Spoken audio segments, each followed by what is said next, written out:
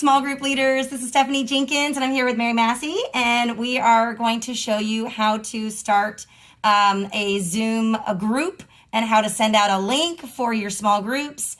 And we're going to start from scratch, Mary. Oh, good, because I know nothing. So we're going to show you on your screen here. Yeah. So we are assuming that you have already downloaded the Zoom app onto your computer. And as a Zoom group leader, as a small group leader, you are going to want to use your computer. It's going to be a lot easier to manage if you use it on a computer, more so than a tablet or a phone. You can still lead from that way, but it's a lot easier to set up on a computer, and you can see all of your participants in your small group if you use a computer. So you'll want to download the app if you follow the instructions from our previous video if you haven't done that so far. If you have not created a Zoom account, you will want to create a Zoom account that will link to your individual email. These are free. If you have a meeting that is 40 minutes or less and less than 100 people, it's free. You don't have to pay for anything at all. However, if you want to go longer than 40 minutes, you can use the meeting where it's $14.99 a month, $14.99 a month. And if you need to be reimbursed, if you'd like some help with the church, please contact Becky Green. The Zoom meeting, so you'll start here. And so instead of join a meeting like you would normally attend, you're going to go to sign in. So click on sign in. So we're here now at, we're signed into Mary's account. What you're going to want to do is you're going to want to go to plans and pricing. So go to plans and pricing. And where it says free, then there's pro, business, and enterprise. Pro is the one that you're going to want to choose if you need something that is longer than 40 minutes. So then you're going to click on buy now. And you will want to do it as a monthly, because as a small group, we don't know how long this pandemic is going to be. You do not want, even though you save money for the annual, we don't want you to have to spend that much money. Your small group may only be 2 months long. It doesn't make sense for you to be tied to an annual membership. So you can click on that, and then you're going to fill in, you're going to follow the instructions on how to pay. So Mary just asked the question, after you put your billing information in, down here it says select total employee count. That's approximately how many people, it's not necessarily your employer, how many are in your small group. So I'm going to block this, and you can scroll down to where you click on upgrade now. And when it says upgrade, it's just saying you're going from a free account to a paid account. So if this is what we're doing with Mary, because she needs a longer meeting time. And it says your account has been upgraded. Woohoo. So, and then if you need to print the invoice, go ahead and click on print invoice. Okay, so now we have got you signed into your account. You've got a paid account now because you're going to be a little bit longer. But now that you've created an account, now we're going to go in and you're going to create a meeting. Instead of joining a meeting, you're going to go up over here where it says sign in. So click on sign in and type in your email address. Or if you're like Mary, it might automatically pop in. So look at that. It already popped in. Okay, so now we're going to go ahead and schedule a meeting. So you're going to come up to here, up in the top where it says schedule a meeting. So click on schedule a meeting. So topic, that is going to be the name of your meeting. So what's the name of your meeting, Mary? Embrace. Embrace. So go ahead and type in embrace. So she's typed in embrace. So the next thing is description. So you can type in the same kind of description that's in your small group booklet, or whatever you would like to say. What a collection of people. We're going to study Proverbs. We're going to study whatever it may be that you're studying.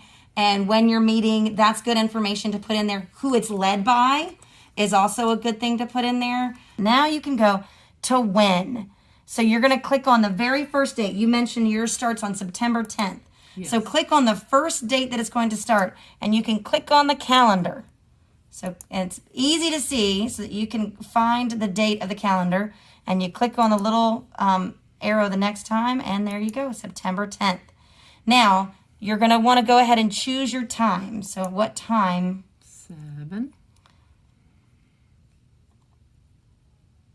So 7 o'clock. Now this is super important. Don't forget this part. Right. Because if you're setting this up in the morning, it's going to automatically set up for whatever time you are. And if I don't know if people want to have a 7 a.m. meeting, Mary. So let's make sure that's p.m., which it is. And then duration. So how long do you think it's going to be? And it's not going to time out on you if you have a paid account. So your general default is going to be an hour. If you go over an hour, that's fine. The reason why the duration is there is so that other people, say your husband's using your account, then he wants to make sure that I don't schedule anything during something when someone else is scheduled. Right. So, okay, so an hour 30. Time zone Eastern, good to go. Now click there. Look at that, recurring meeting. So instead of daily, you're going to go ahead and click on, let's see what the options are. There's weekly, monthly, and Weekly, repeat but every 2 weeks. 'cause Look at it's that. Every other. So if yours is weekly, like some Bible studies are every week, and then you can set it up every week. This is where you're going to set up the entire shell of your meeting, which is great. It is. Then it occurs on, and that's correct. It says Thursday. That's the little check mark. And then the end date. So do you have an end date of when this ends? And what you can always do is you can set a date for later, which is maybe 3 weeks later if you think your study is going to go a little bit longer. That way you can, if it ends early, you just delete those extra meetings because it's more difficult to go in and add meetings, but it's easier to delete extra meetings. Okay. So when you're setting up your meeting, I would recommend that your end date be maybe like 2 or 3 weeks later. So go ahead and click on here, and let's go ahead and make January your end date, just to be on the safe side. So you can choose January. There you go. Now, when it says registration, you do not want to click on required because that's someone saying that someone needs to pre-register. Oh, okay. For this is a church group. You don't want to make somebody go through that hoop. Now, this is super important. This is the security section. You can either make them have a passcode, which is like a 2-step process, or you can just enable the waiting room. I normally just manage things by a waiting room because I know who my participants are going to be. Right. And then that way, if someone forgets the passcode because they're using it on their phone or their tablet, then it's not that big of a deal. But this way, it still enables that security, but you just have a waiting room and you allow people in as they come. And I'll show you that in a minute. Great. So video host, you want the host to always be on. Participant on, you definitely want those participant videos on. Scroll up, and then audio. Both is good, and then scroll back up.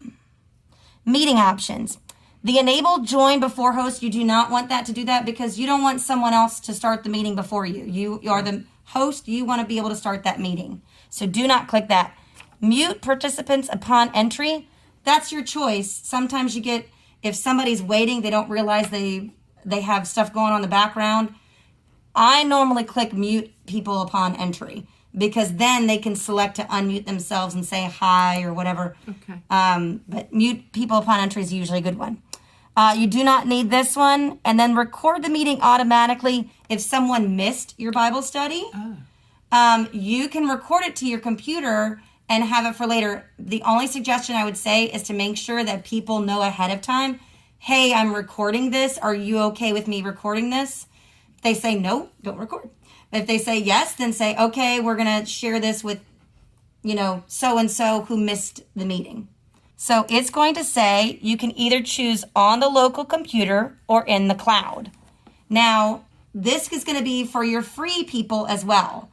But I don't think the cloud is available if you are free. But the cloud gives you a link so that you don't have to upload the video later. So if this is a meeting that you want someone to view later, I would recommend doing in the cloud. So if you wanted to record it in the cloud, you can choose in the cloud. So then that's it. Now I have to click on save. Cool. And your meeting is set up for the entire fall.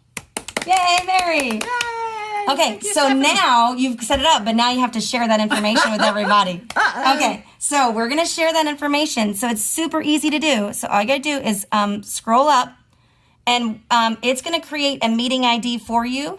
And here's the invite link, and that's the invitation. So you're going to go to click on copy invitation, and then copy meeting invitation. So copy and paste it into your email and hit send, and that's what it is. So that's how you set up your meeting. The next step is to actually run the meeting, and we'll show you that next.